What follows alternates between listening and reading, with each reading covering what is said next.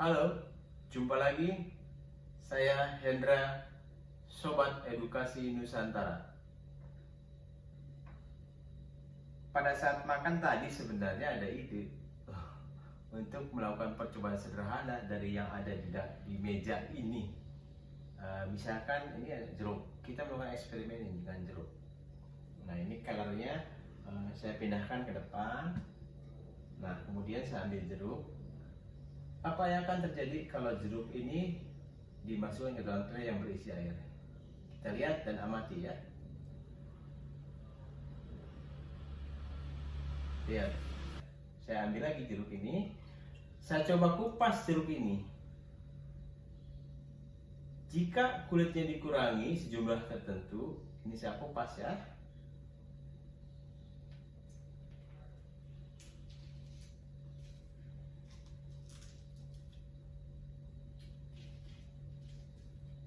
Saya kupas seperti ini ya, kira-kira separuhnya lah dikupas. Kulitnya saya taruh dan jeruk yang sudah dikupas separuhnya ini saya taruh kembali ke dalam keler berisi air. Kita amati apa yang akan terjadi. Pelan-pelan ya. Lihat, amati. Bandingkan posisi dengan yang tadi ya.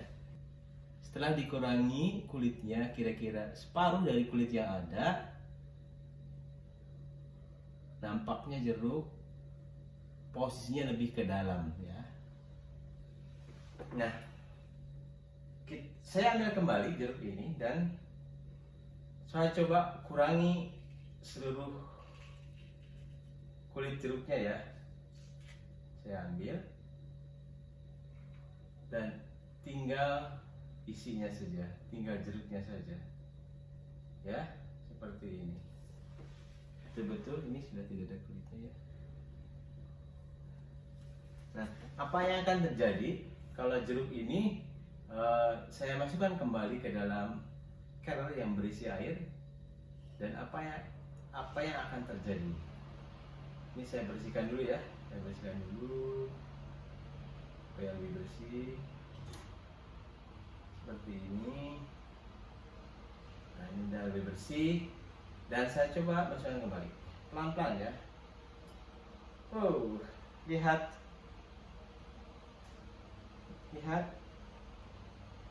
ada perbedaan ya.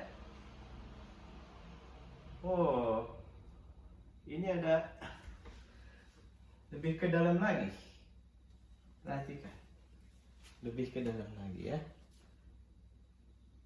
Ya, hampir ke dasar, tapi ini melayang ya di dalam air ya sebenarnya ya.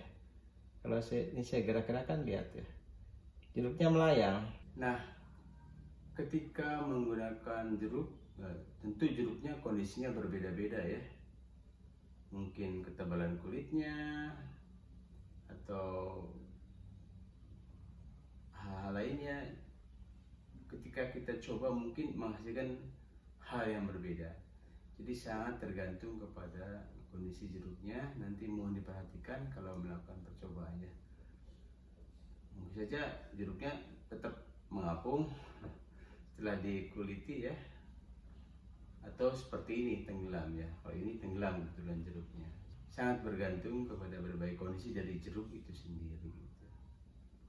Nah, bukan hanya jeruk sebenarnya untuk percobaan ini, bisa juga dilakukan dengan percobaan pisang misalkan. Sekarang kita coba dengan pisang ya. Pisang dengan kulitnya.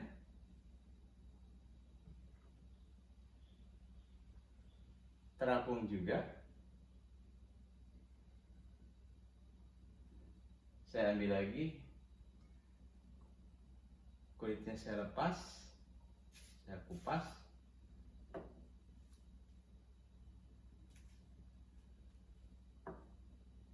Tinggal isi, tinggal pisangnya.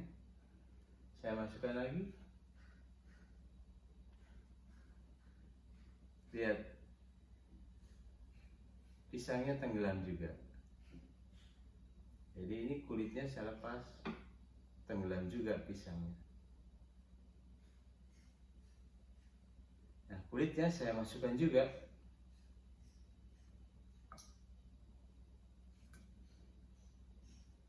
kulitnya ngapung berada di atas, menunjukkan bahwa kulit pisang tersebut sebagai pengapung.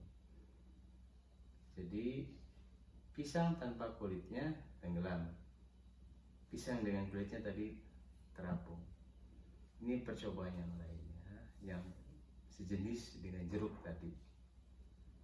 Dan juga perhatikan, pisang juga berbagai macam kondisi, keadaan, dan berbagai macam jenis. Mungkin saja ketika kita mencoba pisang yang lain berbeda hasilnya.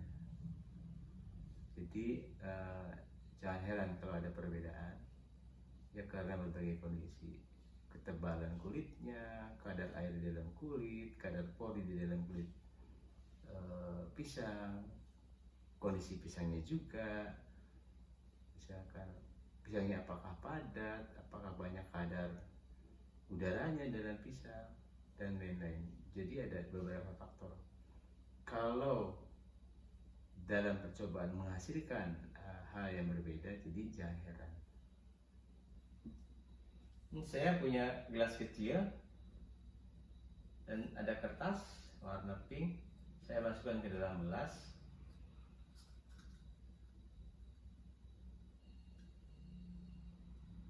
Supaya gelasnya nampak. Nah, ini cekung ya. Cekung, ini ada kedalaman dari gelas tersebut. Ini dari bahan kaca ya. Ini saya bunyikan. Jadi bahan, jangan beling ya. Ini cukup berat ya. Nah, apa yang akan terjadi?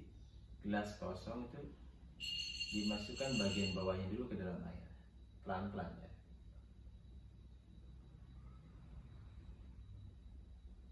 Lihat apa yang terjadi. Gelasnya mengapung. Saya lihat, saya dari dekat ya.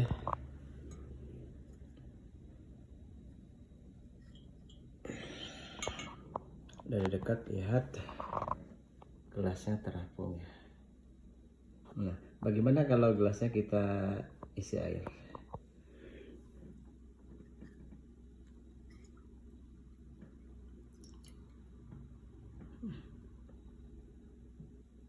Ini gelasnya udah saya isi air, lihat ya. Udah saya isi air.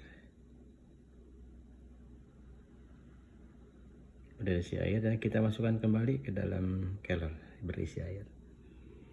Masukkan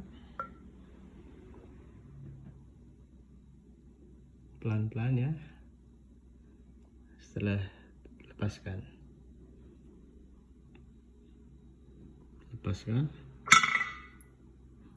Wah, sekarang tenggelam ya. Jadi gelasnya kalau berisi air tenggelam. Saya ingin melakukan percobaan yang sederhana ini supaya lebih mudah memahaminya.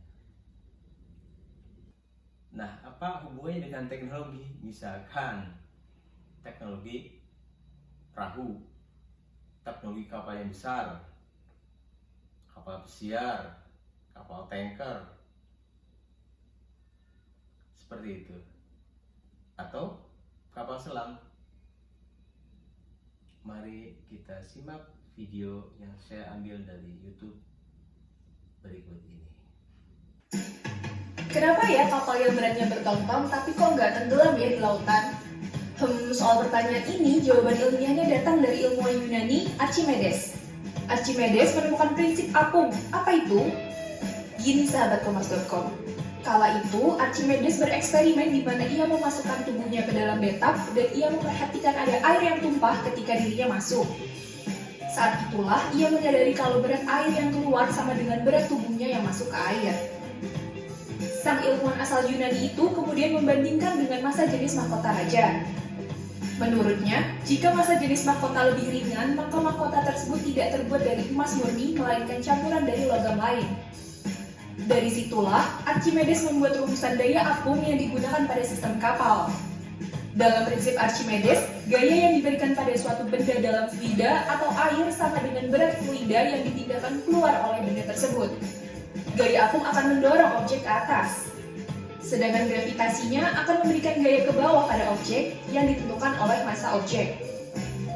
Jadinya, kalau gaya yang diberikan objek dengan gravitasi kurang dari gaya apung, maka objek akan mengapung. Terus, apa ya alasan kapal nggak tenggelam? Pada dasarnya, kapal bisa memiliki massa ratusan ribu ton, apalagi yang menggunakan baja. Baja jauh lebih padat daripada air, meskipun begitu, kapal baja tetap bisa mengapung. Itu karena kapal yang besar memindahkan air yang jumlahnya sangat besar juga. Beda sama batu yang kalau kita lempar ke air pasti akan tenggelam. Itu karena batu hanya memindahkan sedikit air.